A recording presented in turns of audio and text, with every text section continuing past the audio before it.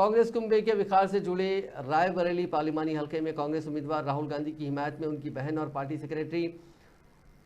General secretary Priyanka Gandhi Vadra ने 4 जुम्मे को इंतखाबी मुहिम का आगाज किया और मरकज की नरेंद्र मोदी हुकूमत पर खूब हमला बोला। प्रियंका ने मोदी हुकूमत और उनकी पॉलिसियों को हदफ तरकीद बनाने के साथ रायबरेली से अपने कुंभे के ताल्लुकात का जिक्र किया। उन्होंने गांधी नेहरू कुंभे के यहाँ से वाबस्तगी के पीछे की वजह आज़ादी के पहले का मुंशीगंज गोली सानेहा और यहाँ के लोगों की बेदारी को बताया।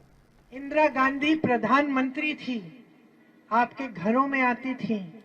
मैं छोटे से छोटे दूर दराज इलाकों के गांव में जाती हूँ तो कोई बुजुर्ग महिला या पुरुष मिलते हैं, कहते हैं कि तुम्हारी दादी यहाँ आई थी तुमसे पहले।